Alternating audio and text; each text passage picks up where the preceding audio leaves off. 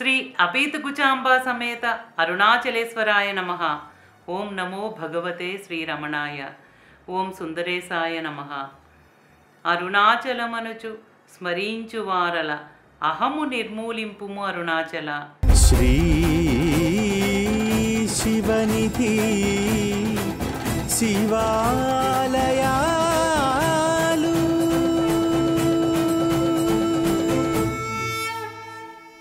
శ్రీ శివనిధి శివాలయాల కార్యక్రమంలో మహాశ్రేష్టమైన అరుణగిరి ప్రదక్షిణలో భాగంగా అమ్మని అమ్మాళ్ళ సమాధిని దర్శించుకున్నాం.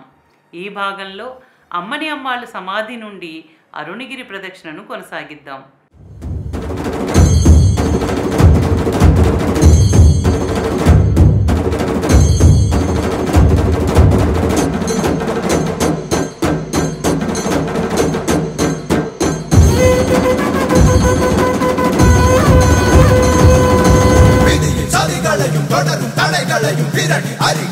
సదాశివా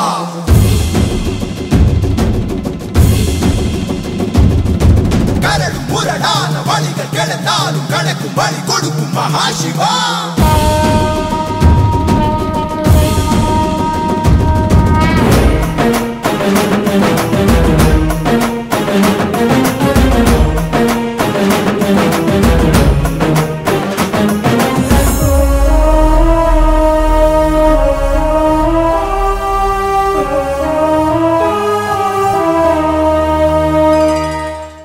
అరుణాచలేశ్వరుని భక్తురాలైన అమ్మని అమ్మాళ్ళ సమాధి నుండి ప్రదక్షిణా మార్గంలో కొంచెం ముందుకు రాగానే ఎడం వైపున అరుణగిరి చుట్టూ కొలువై ఉన్న ప్రదోషపు నందీశ్వరులలో మరొక నందీశ్వరుడు అరుణగిరిని వీక్షిస్తూ కొలువై ఉన్నారు. ఈ నందీశ్వరునికి ప్రదోషపు సమయంలో భక్తులు విశేషమైన అభిషేక అర్చనాదులు నిర్వహిస్తారు.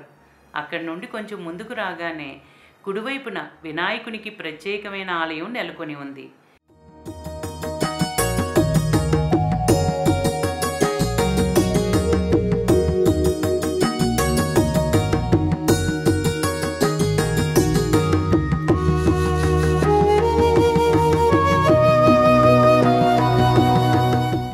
ప్రత్యేకమైన పర్వదినాలలో ప్రతి నెల పౌర్ణమి సమయాలలో అశేషమైన భక్తులతో నిండి ఉన్న ఈ మార్గంలో కొంతమంది వివిధ వేషధారణలతో భక్తులను విశేషంగా ఆకట్టుకుంటారు. వినాయకుని ఆలయం నుండి కొంచెం ముందుకు రాగానే అరుణాచలేశ్వరునికి మహాభక్తులైన ఈశాన్య దేశికర్ యొక్క సమాధి మఠం నెలకొని ఉన్నాయి. ఈశాన్య దేశికర్ అరుణాచల క్షేత్రానికి వచ్చిన రోజులలో అరుణగిరిని ఆశ్రయించి ఈ కారడవిలో ధ్యాన నిమగ్నులై ఉండగా స్వయంగా పార్వతీ పరమేశ్వరులే పులుల రూపాలతో వచ్చి ఆయనకు కావలి కాసేవారు. ఆ సంఘటనకు గుర్తుగా ఈశాన్య దేశికర్ మఠం ప్రధాన ద్వారం పైన ఆయన ధ్యాన నిమగ్నులై ఉన్న శిల్పంతో పాటు ఆయనకి ఇరువైపులా 2 పులులు ఉన్న శిల్పాలను భక్తులు దర్శించుకోవచ్చు. అంతటి మహాత్ముడైన ఈశాన్య దేశికర్ ఎన్నో అద్భుతాలను మహిమలను ప్రదర్శించారు. భగవాన్ రమణ మహర్షులు కూడా అరుణాచలేశ్వర ఆలయంలో ఉన్నప్పుడు ఈశాన్య దేశికర్ మఠానికి వచ్చి భిక్షను స్వీకరించి వెళ్ళారు. ఈశాన్య దేశికర్ యొక్క జీవిత చరిత్రను అరుణాచల క్షేత్రంలో మహాత్ములు అనే మరొక ప్రత్యేకమైన భాగంలో సవివరంగా దర్శించుకుందాం.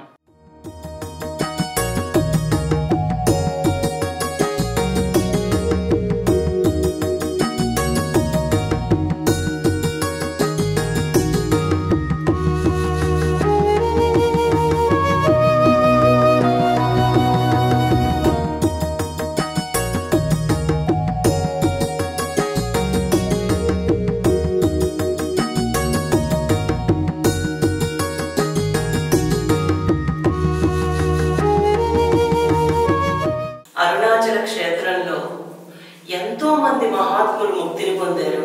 అందులో ఈ క్షేత్రంలో ఎంతో గొప్ప కీర్తిని సంపాదించిన ఈశాన్య దేశికర్ ఈ ప్రదేశంలోనే ఆయన ధ్యానంలో నిమగ్నమై ఉండగా పార్వతీ పరమేశ్వరులే ఆయనకి రక్షణగా పులుల రూపంలో వచ్చి కాపాడిన ప్రదేశం ఇది.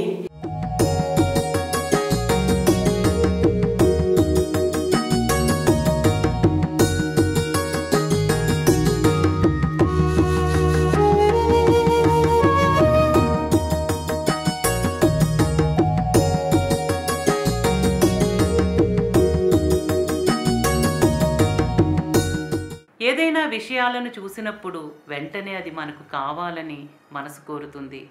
ప్రదక్షిణా మార్గంలో ఈ సాధువులను దర్శించినప్పుడు తీవ్రమైన వైరాగ్యం కలిగి ఆధ్యాత్మిక సాధనకు ఎంతో తోడ్పడుతుంది. మరొక విషయం ఏంటంటే, సాధు సంఘం ఎప్పుడైతే కలిగిందో ఇక నియమాలన్నీ అక్కర్లేదు. మలయమారుతం నుండి చల్లని గాలి వీస్తుండగా విసునకర్రతో పని ఏముంది అని భగవాన్ ఎన్నోసార్లు చెప్పారు. చంద్రుని వల్ల తాపం, కల్పవృక్షం వల్ల దైన్యం, గంగా స్నానం వల్ల పాపం పోతుంది. కానీ సజ్జన సాంగత్యం చేత ఈ మూడింటితో పని లేదు. అంతేకాకుండా జలమయ తీర్థములు, మృణ్మయ శిలామయ దేవతలు కాలాంతరంలో పావనం గావించగలవు. సాధువులైతే దర్శనం మాత్రం చేత పునీతం చేయగలరు అని సాధు సంగమంచే హృదయంలో కలుగు స్పష్టమైన విచారణ చేత పొందబడే పరమపదం గురు శాస్త్రార్థ పుణ్యములచే పొందబడదు అని ఉన్నది 40 అనుబంధంలో భగవాన్ వివరించారు.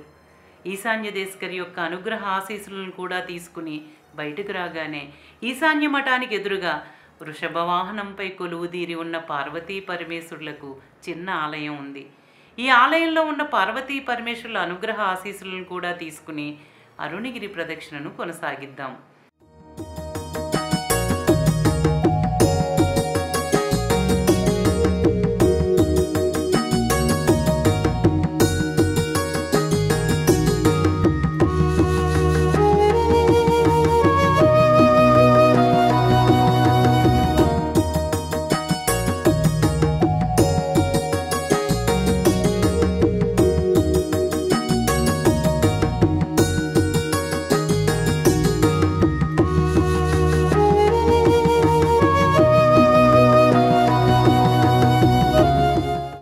ప్రదక్షిణగా వెళుతుండగా తిరువన్నామలై బస్టాండు దాటిన తరువాత కుడివైపున సుబ్రహ్మణ్యేశ్వరునికి ప్రత్యేకమైన ఆలయం ఉంది.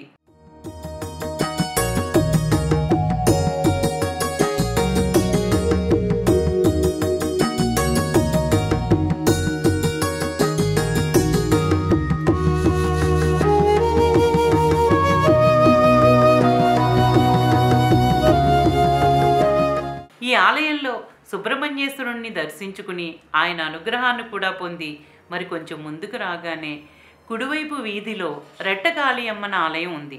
ఈ ఆలయంలో దుర్గాదేవి మహిషాసురుణ్ణి సంహరించినప్పుడు అతని నుండి వచ్చే రక్తం క్రింద పడకుండా ఈ రెట్టకాళియమ్మనులిద్దరూ ఆ రక్తాన్ని త్రాగారు. అలా త్రాగిన ఇద్దరు అమ్మలు కొలువై ఉన్నందువల్ల రెట్టకాళి అమ్మన్ అనే పేరుతో ఈ ఆలయం ప్రసిద్ధి చెందింది.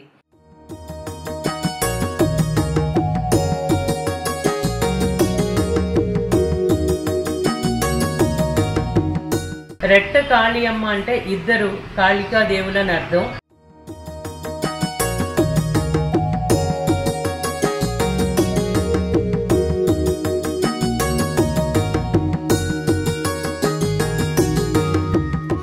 ఇంతకుముందు ఎన్నడూ ఎక్కడా లేని విధంగా అరుణగిరి ప్రదక్షిణను తమ సాధనగా చేసుకుని సత్యమైన అరుణాచలమే తమ అంతిమ లక్ష్యంగా మలచుకుని ఆ మార్గంలోనే మమేకం అవ్వడానికి జాతి, మత, భాష, ప్రాంత ఆచారాలకు అతీతంగా ప్రపంచ నలుమూలల నుండి అనేక మంది సాధకులు అయస్కాంతం ఇనుముని ఆకర్షించినట్లుగా లాగబడుతున్నారు. భగవాన్ అక్షరమణిమాలలో ఇనుము అయస్కాంతము వలె గవిసి నన్ను విడువక కలిసి నాతో నుండు మరుణాచలానికి కీర్తించినట్లే జరుగుతుంది. అంటే అయస్కాంతం ఇనుప ముక్కను లాగి పట్టుకున్నట్లు నన్ను ఒడిసి పట్టుకో అరుణాచల అని అర్థం.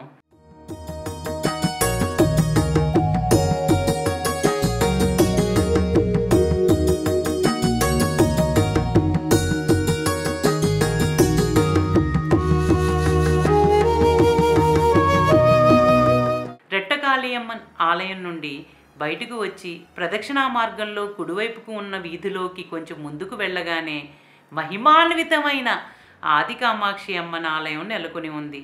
కాంచీపురం నుండి పార్వతీదేవి అరుణాచలేశ్వరుని కొరకు తపస్సాచరించడానికి వచ్చి ఈ ప్రదేశంలో పంచాగ్నుల మధ్య తపస్సాచరించి అరుణాచలేశ్వరుని అనుగ్రహంతో అర్ధనారీశ్వర తత్వాన్ని తీసుకుంది.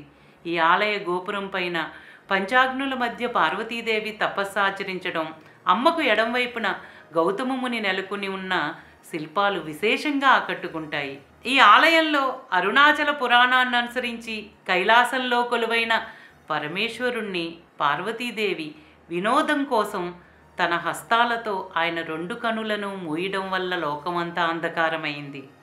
తను చేసిన వినోదం లోకకంటకం అయినందువల్ల పార్వతీదేవి ప్రాయచిత్తం కొరకు పరమేశ్వరుణ్ణి వేడుకొనగా పరమేశ్వరుడు కాంచీపురంలో తపస్సాచరించమని ఆదేశించారు.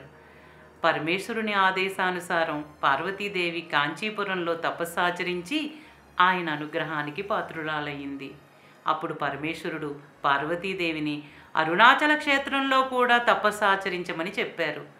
పరమేశ్వరుని ఆజ్ఞ ప్రకారం పార్వతీదేవి కాంచీపురం నుండి బయలుదేరి అరుణాచల క్షేత్రానికి వచ్చే మార్గమధ్యంలో ఇప్పుడు దేవికాపురంగా పిలువబడే క్షేత్రానికి వచ్చినప్పుడు పార్వతీదేవి సంధ్యావందనం చేసుకోవడానికి నీరు లేని కారణంగా ఆమె వెంట ఉన్న కుమారస్వామి తన వేలాయుధాన్ని నీరు కోసం విసరగా ఆ వేలాయుధం జవ్వాది కొండలలో తపస్సాచరిస్తున్న 7 మహర్షులకు తగిలి మరణించారు. ఆ 7 ఋషుల నుండి ప్రవహించిన రక్తమే చెయ్యారుగా ఏర్పడింది. ఈ సంఘటనకు సంబంధించిన పురాణ వివరాలన్నీ 7 కైలాస క్షేత్రాలు, 7 కరైకండ క్షేత్రాలు అనే 2 భాగాలలో సవివరంగా అందించాము. పార్వతీదేవి అరుణాచల క్షేత్రానికి వచ్చి గౌతమ ముని వద్ద అరుణాచల మాహాత్మ్యాన్ని తెలుసుకుని తపస్సాచరించసాగింది. ఇలా ఉంటున్న సమయంలో మహిషాసురుని యొక్క ఆగడాలు ఎక్కువైపోవడం వల్ల పార్వతీదేవి తపస్సుకు ఆటంకం కలగకుండా ఉండటానికి దుర్గాదేవి అవతారం తీసుకుని మహిషాసురుని సంహరించింది. అలా మహిషాసురుని సంహరించే సమయంలో మహిషాసురుడి మెడలో ధరించిన శివలింగాన్ని దుర్గాదేవి పార్వతీదేవికి ఇచ్చింది. పార్వతీదేవి చేతి నుండి ఆ శివలింగం విడివడలేదు. ఇంతలో గౌతమముని సూచన ప్రకారం దుర్గాదేవి తన ఖడ్గంతో ఇక్కడికి సమీపంలో ఉన్న రాతి మీద కొట్టగానే జలం ఆవిర్భవించింది. ఆ ఖడ్గధారలో పార్వతీదేవి పుణ్యస్నానమాచరించగానే ఆమె చేతిలో ఉన్న శివలింగం విడివడింది. అలా పార్వతీదేవి అరుణగిరికి నమస్కరించి తపస్సాచరిస్తూ ఉండగా అరుణాచలేశ్వరుని అనుగ్రహంతో అర్ధనారీశ్వర తత్వాన్ని తీసుకుంది. ఈ సంఘటనకు సంబంధించిన అరుణాచల పురాణమంతా ఆదికామాక్షి ఆలయ లోపల ప్రాకార గోడలపై చిత్రాలుగా చిత్రీకరించడం అనేది ఎంతో అరుదైన అపురూపమైన ఘట్టం. ఈ ఆలయంలో పార్వతీదేవి పూజించిన శివలింగానికి ప్రత్యేకమైన ఆలయము, ఈ ఆలయంలోనే గౌతమ మునికి ప్రత్యేకమైన సన్నిధి ఉన్నాయి. ఈ ఆలయానికి వెనుక నందీశ్వరుడు అరుణగిరిని వీక్షిస్తూ ఉంటారు. ఇక్కడ భక్తులు గమనించాల్సిన మరొక విశేషం ఏంటంటే పార్వతీదేవి కాంచీపురం నుండి అరుణాచల క్షేత్రం వచ్చి తపస్సాచరించినప్పుడు ఆదికామాక్షి అనే పేరుతో అమ్మవారు ఇక్కడ పేరుగాంచారు. ఆ తరువాత పరమేశ్వరుని అనుగ్రహంతో అపీతకుచాంబ అనే నామంతో అరుణాచల క్షేత్రంలో ప్రసిద్ధి చెందారు. లోక కళ్యాణార్థంలో భాగంగా సాక్షాత్తు పార్వతీదేవి కైలాసం నుండి అరుణాచల క్షేత్రానికి వచ్చి కఠోర తపస్సును ఆచరించి జీవులను ఉద్ధరించి అరుణాచలేశ్వరుని యొక్క మాహాత్మ్యమును, ఆయన అనుగ్రహానికి జీవులు ఎలా పాత్రులవ్వాలో ఆమె స్వయంగా ఆచరించి లోకానికి విశదపరిచారు. ఇంతటి మహిమాన్వితమైన ఆలయాన్ని భక్తులందరూ తప్పకుండా దర్శించుకుని శ్రీ అపీతకుచాంబ సమేత అరుణాచలేశ్వరుని అనుగ్రహ ఆశీస్సులకు పాత్రులవ్వాలని కోరుకుంటున్నాను.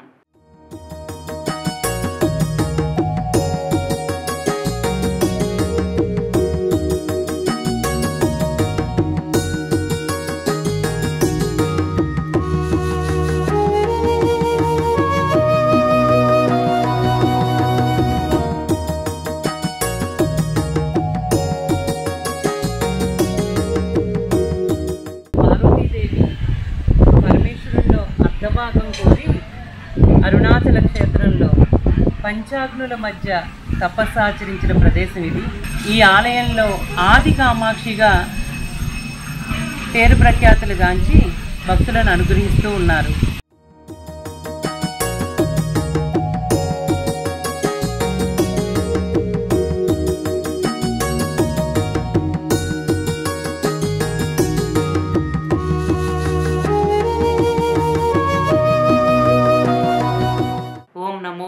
శ్రీమతే శ్రీరమణాయ. శ్రీ అపీతకుచాంబా సమేత అరుణాచలేశ్వరాయ నమః. ఓం సుందరేశాయ నమః. ప్రేమతో నీనామమాలించు భక్తుల భక్తుగా బ్రోమరుణాచల.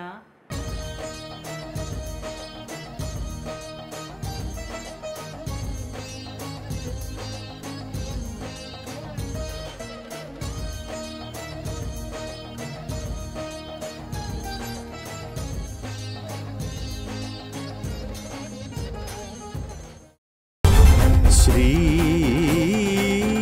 శివనిధి శివాలయ